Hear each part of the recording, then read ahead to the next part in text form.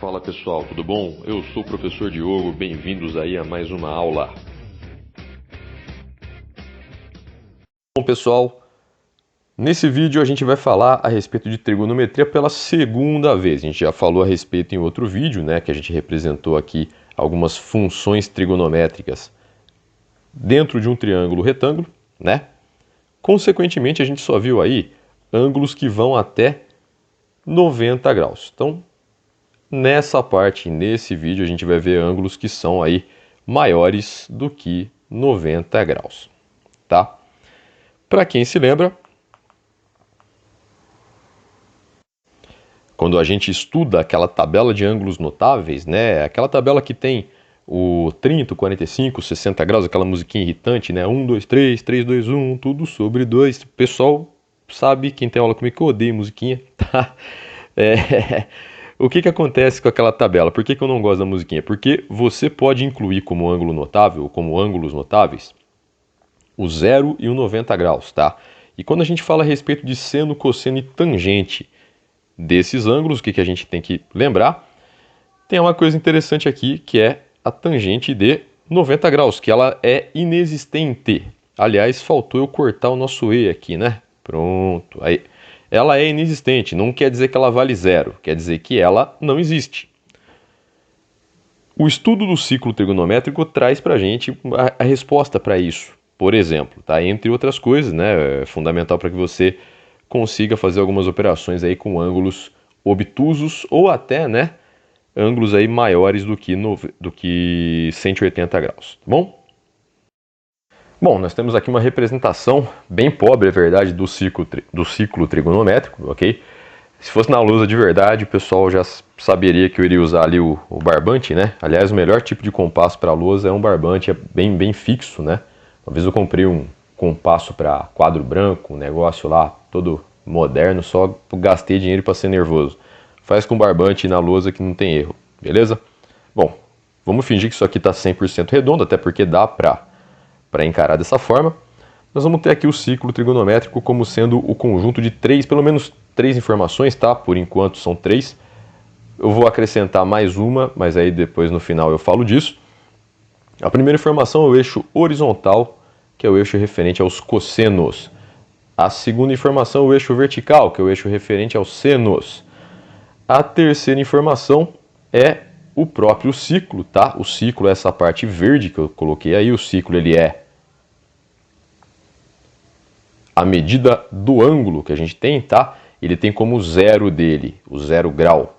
Por enquanto eu vou falar em graus, depois eu passo para radiano. Vai ter um vídeo só de conversão de ângulos, né, de graus para radiano e vice-versa.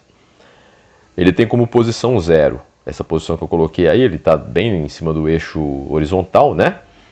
E ele cresce no sentido anti-horário. Então, se eu tiver aqui, ó, um ponteiro apontando na posição desse ponto aqui, o ângulo que o ponteiro vai estar fazendo com o eixo horizontal é 0, por isso esse ponto aqui representa o ângulo 0.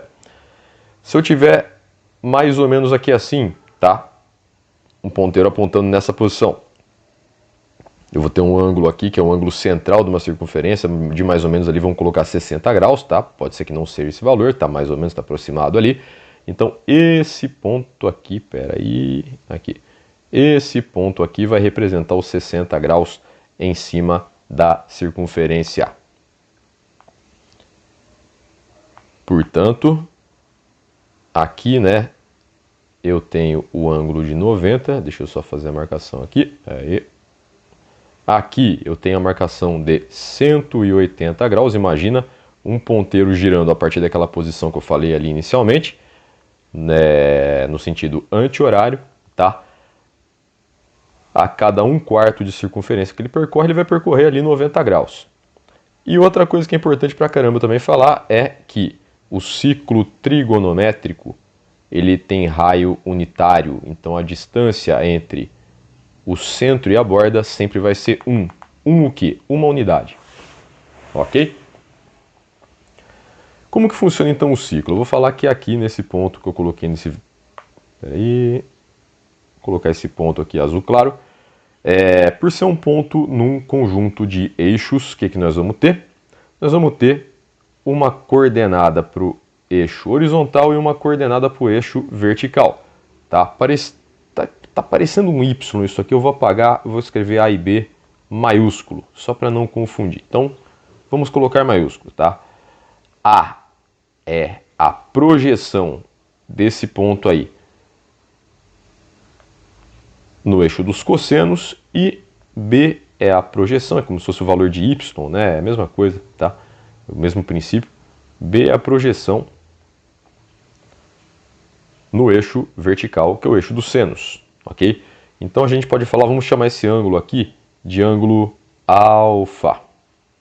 Então esse ponto aqui que eu estou reforçando agora equivale ao ângulo alfa. O que a gente vai poder falar a respeito? Ó, o seno e o cosseno do ângulo alfa equivalem aqui respectivamente a B e A, que são valores, beleza? E obviamente que B e A, tá, são menores do que 1 e são maiores do que menos 1, menores ou iguais, tá? Então assim, seno e cosseno são funções limitadas, né? Elas podem ter o valor máximo. Seno e cosseno, tangente não entra nisso, hein? Elas são, né? Opa! Menores ou iguais a 1.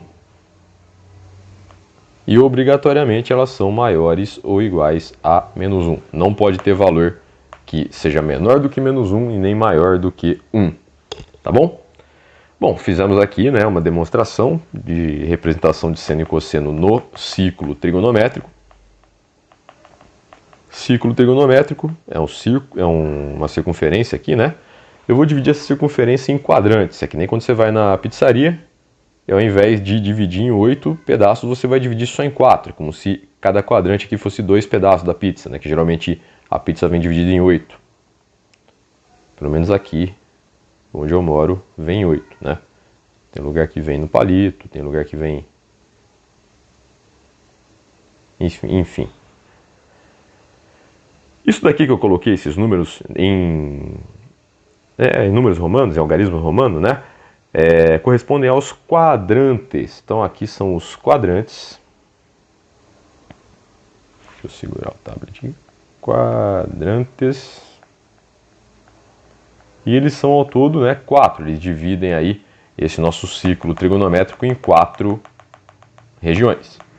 A primeira região, o quadrante 1, ele compreende ângulos que são aqui maiores do que 0 graus e, ao mesmo tempo, menores do que 90 graus. Lembra daquela notação por intervalo, hein? Então, qualquer ângulo que eu colocar aqui, ó, ele vai pertencer, fazer uma bola aberta aqui, ele vai pertencer ao primeiro quadrante. O nosso segundo quadrante vai compreender ângulos que vão, né, entre 180 graus. Opa. Dei spoiler. Eles vão desde os 90 graus até os 180 graus. São ângulos, portanto, maiores que 90, tá? São ângulos que estão aqui do 90 até os 180. Eles vão, né, ocupar esse arco aqui. Já o quadrante número 3, o que ele traz para nós? É só você ir acrescentando 90 no limite inferior e no superior. Então vai do 180 agora sim, né? Até o 270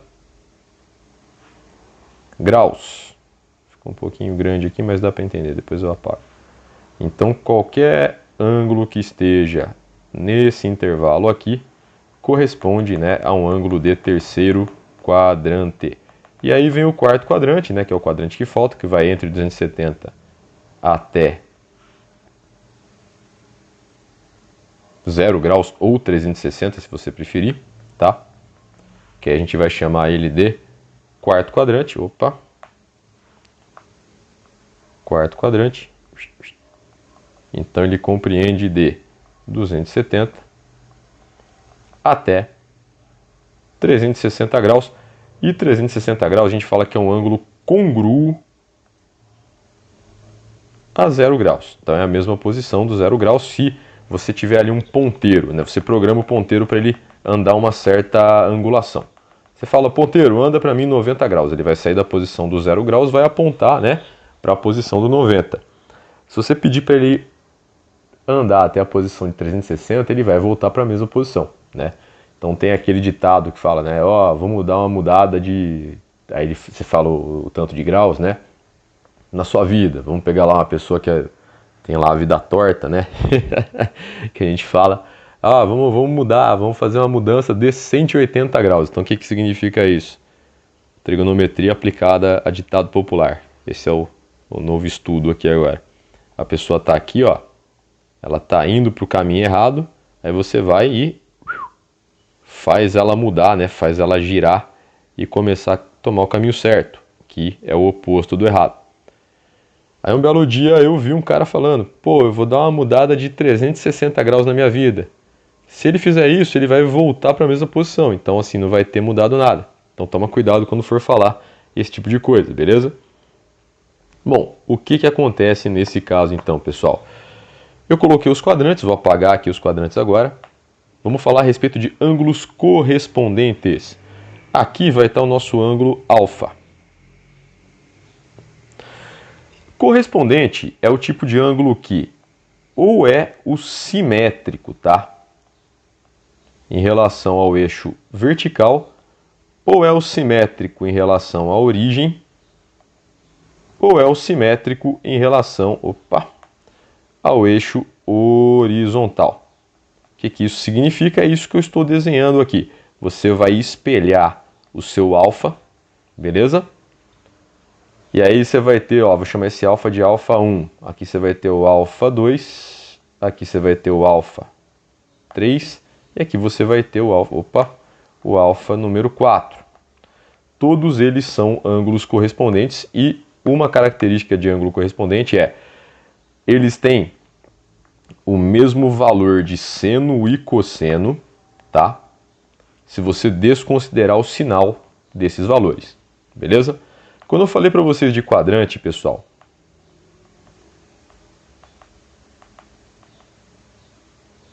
deixa eu voltar aqui. Quando eu falei para vocês de quadrante, ó, pega aqui algum ângulo do nosso primeiro quadrante, tá? Se eu projetar ele aqui e aqui, nós vamos ter, ó, valores positivos. Como assim? Voltando lá para os eixos, né? Pega o eixo horizontal. Aqui é o 0 do eixo horizontal, aqui é o 1 do eixo horizontal e aqui é o menos 1 do eixo horizontal. Eixo vertical, aqui também é o 0, aqui é o 1, tá? Então estou medindo uma outra coisa aqui, esquece os ângulos agora, e aqui é o menos 1. Se eu colocar esse ângulo em amarelo aí, esse aqui, espera aí, amarelo, né? A projeção dele no cosseno e no seno vão ser positivas, porque ó, tá para a parte positiva do cosseno e para a parte positiva do seno. Então nós vamos ter aí que no primeiro quadrante seno e cosseno são ambos positivos.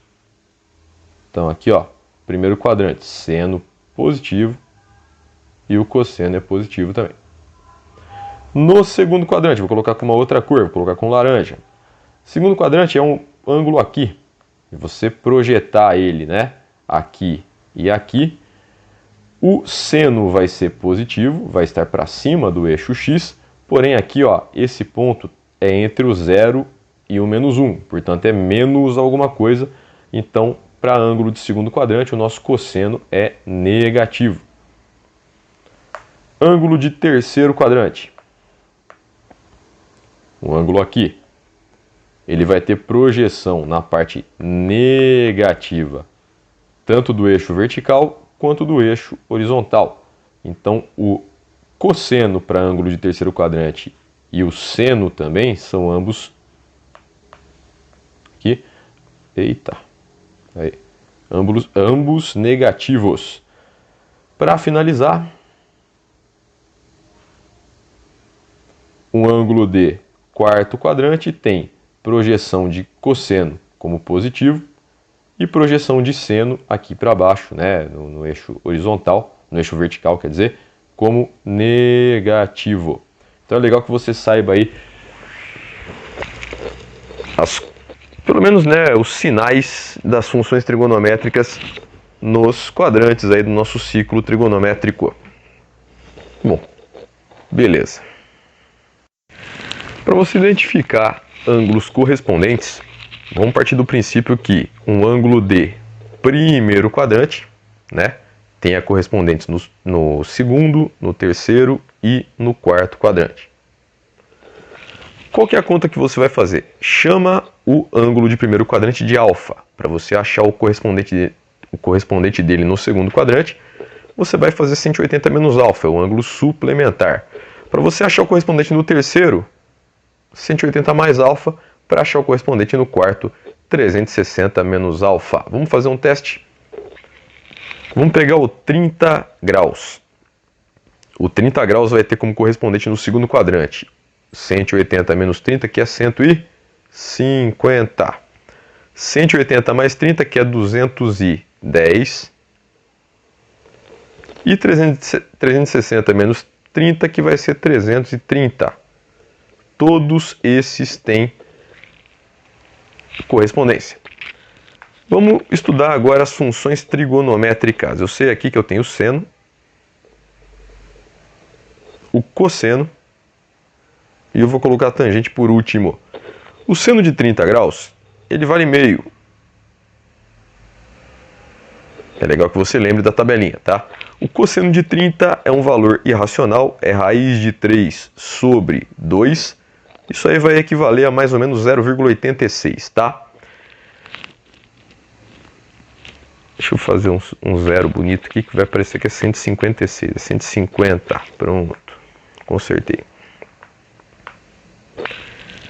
O 150 graus, ele faz parte do segundo quadrante. Lembra que o segundo quadrante, né? Isso aqui tudo é ângulo correspondente. Já vai colocando o mesmo valor, tá? A gente só vai mexer no sinal deles. Então eu vou colocar seno de todos aqui como meio e o cosseno de todos como raiz de 3 sobre 2. Completando aqui rapidinho, sem pausar o vídeo. Aí, bonito. Primeiro quadrante, seno e cosseno, ambos positivos. Segundo quadrante, seno positivo e cosseno negativo. Terceiro quadrante, ambos negativos. Quarto quadrante, cosseno positivo e seno negativo. Então, esses são os valores, tá? De seno, cosseno, de 30, 150, 210, 330 para os outros ângulos notáveis, né? Por exemplo, para os 60 graus, você vai fazer a mesma conta. Os correspondentes vão ser 120, 240 e 300. Para o 45, mesma conta, os correspondentes vão ser o 135, 225 e o 315. Os valores de seno e cossenos todos vão seguir a linha, né, dos valores aqui do ângulo do seu primeiro quadrante, e você vai só alterar os sinais de acordo com o quadrante ali, beleza? Bom, e como é que funciona a tangente nesse ciclo trigonométrico? Tangente é um novo eixo, tá? Ele é esse eixo aí que eu coloquei mais chamativo, o eixo que está, né, na cor rosa. Você vai fazer o seguinte procedimento. Por exemplo, eu vou pegar o 45 graus, que é esse ângulo aqui. Eu pego uma reta, traço desde a origem, passando pelo 45 graus e pegando aqui na tangente. Eu estou vendo que, né, a tangente ela tem a mesma escala dos nossos outros dois eixos. Eu estou vendo que aqui na tangente está pegando no 1, certo? No eixo da tangente, aqui é o 1, aqui é o 0, aqui é o menos 1, e aí vai decrescendo. Tangente não tem limite nem para cima nem para baixo, tá bom? Então aqui vai ser 1, portanto cosseno de 45, que é o ângulo que a gente colocou aqui, vai ser igual a 1. Por quê? Porque a reta que passa desde a origem até o ponto que representa 45 graus no ciclo, a hora que chega aqui ele bate no 1 dessa tangente, beleza? Vou fazer um outro ângulo, vamos fazer, por exemplo, o 120 graus. 120 graus está mais ou menos aqui. Ele é o correspondente dos 60 graus, tá? Então aqui são 120 graus. Eu sei o valor de seno e cosseno dele de acordo com com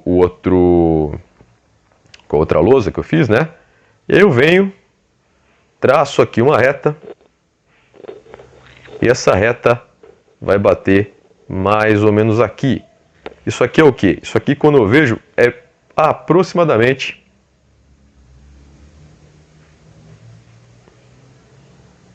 menos raiz de 3, aproximadamente menos 1,7, tá? Isso significa que a tangente de 120 graus vai equivaler a menos raiz de 3. Em outras palavras, se você não tiver, né, condições de fazer esse eixo, de medir, se não tiver no exercício e tudo mais, você consegue fazer a conta de tangente, obter sua tangente dividindo o valor do seno do ângulo pelo cosseno e respeita sinal, hein? Então, quadrantes ímpares, como o quadrante 1 e o quadrante 3, tangente positiva. Quadrantes pares, tangentes negativas. E aí tem aquela questão que eu falei para vocês que eu ia explicar por que o 90 graus não tem tangente. Vamos apagar o máximo possível aqui. Beleza, tá aqui o eixo da tangente. Vocês podem ver que o valor da tangente de um ângulo, né, é o valor que uma reta que sai da origem passa por um ângulo, tipo esse ângulo aqui, e pega aqui, né, intersecta o eixo da tangente. Esse valor aqui vai ser o valor da tangente desse ângulo.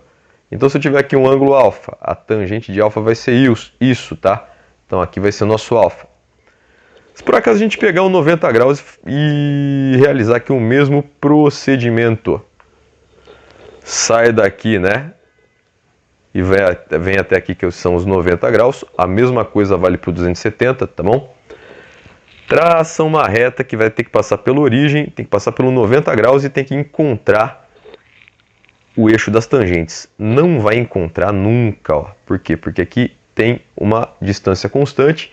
A reta que eu acabei de fazer, essa reta que está em vermelho, em laranja escuro, essa reta, essa semi-reta, na verdade, vai ser paralela ao eixo das tangentes, nunca vai encontrar, e por nunca encontrar, não vai existir tangente de 90 graus, mesma coisa a tangente do 270.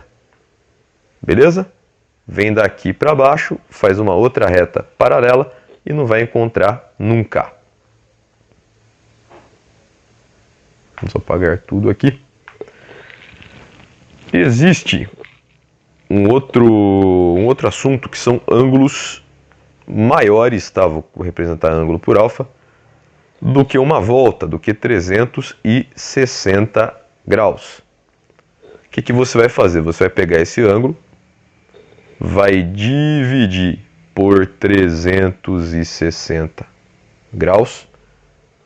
Aqui você vai ter o valor Q, que é o valor quociente, tá? Aqui é o quociente da tua divisão. Deixa eu fazer um Q mais bonito aí pra vocês. Aí, bonito. Pô, tá com cara de R esse Q, hein? Deixa eu colocar um Q normal aqui, pronto. E aqui vai ter o resto.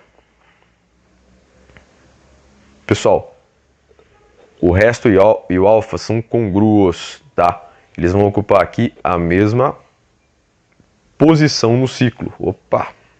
Mesma posição no ciclo trigonométrico. Vamos fazer um exemplo aqui. Eu vou falar que alfa vale 400 graus, isso. 400 graus. 405 graus, vai, mudei. Fiz aqui a nossa conta, vamos dividir isso por 360. 360 cabe uma vez no 405, né? E se eu fizer aqui a conta, menos 360, nós vamos resultar no resto igual a 45.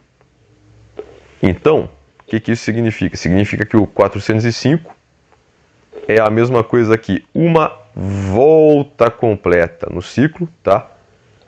E aí você tem aqui 45 graus sobrando. Como assim? Vamos dar uma volta então de 360 graus, tá? Na verdade eu comecei daqui, né, que por técnica que eu fiz de uma outra maneira, mas eu comecei aqui do zero, tá? E fui fazendo aqui a volta, olha só, tá refazendo aqui a volta, 360 graus. E aí, o que aconteceu? Eu completei uma volta, só que o ângulo que eu tinha que completar é de 405, então eu vou ter que andar mais 45, mas aí já numa segunda volta, beleza? E não é porque os números são parecidos, não, é coincidência, tá? Ele vai ser aqui congruo, ele vai estar aqui na mesma posição do 405 graus. Isso aqui significa que está na mesma posição, não é que é igual, tá? Senão seria ali uma falsidade matemática. Então é mais ou menos por aí. Essa que é a conta que você vai fazer quando tiver que descobrir um ângulo maior do que 360 graus. Ângulos negativos. Ângulos negativos, se o nosso alfa for menor do que zero, você faz só o seguinte. Então, esse tipo de alfa ele vai ser, além de ser menor que zero, peraí, vamos reescrever. Você vai colocar um alfa que ele tem só, no máximo, uma volta negativa, tá? Então, esse aqui é o intervalo correto. Você conta ele no sentido anti-horário. Você conta 360 menos, tá? Ou melhor, né, já que aqui é negativo, coloca mais, que aí você vai fazer a soma. Para não ter dúvida, vai 360 menos o módulo, ufa, pronto, matemática me salvou, de alfa, beleza? Essa aqui vai ser a posição correta, o que a gente chama de menor representação positiva do seu ângulo alfa. Vamos dar um exemplo, vamos falar que alfa vai valer ali menos 120 graus. O que eu faço? Faço aqui um ciclo trigonométrico.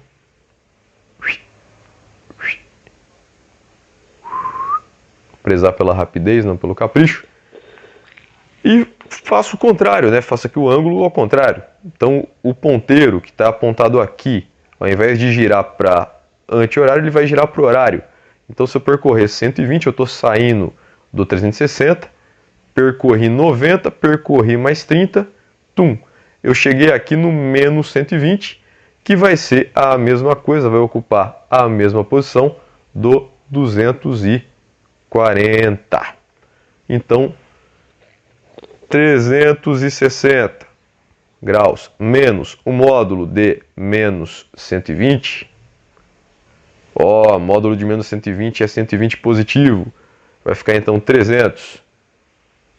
E 60 primeiro resolve o módulo, hein? Não vai distribuir sinal no módulo não, hein?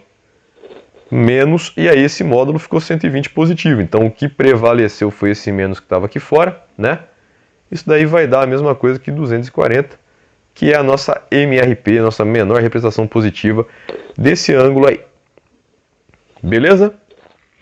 Se por acaso, nosso último caso, vamos encerrar o vídeo já já, nós tivermos um alfa muito negativo, menor do que 360 graus.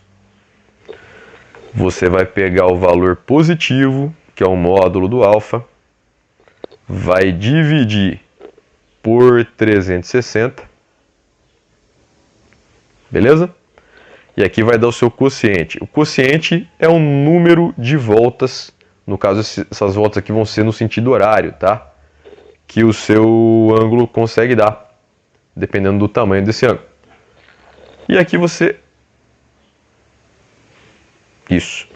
Quociente ali é o número de voltas. E aqui você vai ter um resto. Depois que você realizar a conta, esse resto, ele vai ser a mesma coisa, tá? Que a menor, ou melhor, que o negativo, deixa eu colocar isso aqui num espaço maior, esse R aqui, ele vai ser a mesma coisa que o negativo da nossa MRP. É o negativo da menor representação positiva do nosso ângulo. Vamos fazer um teste? Eu vou colocar menos 1000 graus. Você vai ter ali um ponteiro, você vai programar ele para girar menos 1000 graus. Pô, ele consegue virar 360, consegue virar 720, consegue virar mais uma, não, daria 1080, então ele vai virar só 2 voltas no negativo, né? Então aqui a gente vem e coloca ele em módulo. Então esquece por enquanto esse sinal negativo. Nós estamos dividindo 1000 por 360 que eu esqueci de colocar aqui. Pronto. Vai dar 2. Não é o resultado completo ainda, hein? Então 2 vezes 360 vai dar 720. Se o 360 cabe 2 vezes no 1000, ele vai completar 720, fazendo aqui o cálculo, né? 0 menos 0 dá 0, 2 menos 0 aqui para 10 vai dar 8, empresta 1, fica 8, 8 para 10, 280. Isso aqui é o nosso resto, ó. Então o nosso resto é igual a menos a nossa MRP,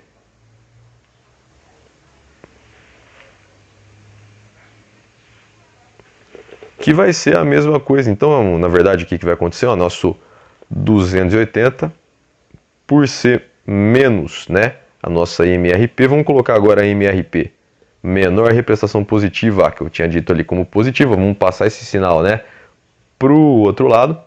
Nossa, que horrível, a caneta deu uma travada aqui. Para o outro lado, então vai ficar isso aqui, ó, menor representação positiva é menos 280. E aí você usa o mesmo procedimento do anterior, né, do exemplo anterior. Menos 280, se eu tiver aqui nessa posição aqui, se o ponteiro estiver na posição de menos 280, quer dizer que ele virou 280 graus no sentido horário. Isso é 360 menos 280, isso vai dar 80 graus. Então, se o seu ponteiro tiver que girar menos 100, menos 1000, na verdade, graus, né? Ele vai girar 1000 graus no sentido horário, pelo menos aqui no ciclo trigonométrico, e ele vai parar na mesma posição do 80. E esse 80, o que que é? Vai ser a nossa menor representação positiva aqui. Certo? Pessoal, aqui tem algumas técnicas, então, tá? É bem o comecinho mesmo. Precisando de ajuda é só mandar e-mail, manda mensagem, manda comentário, e é isso aí. Agradeço a todos aí, como sempre, ok? E fui! Até a próxima, até o próximo vídeo. Falou!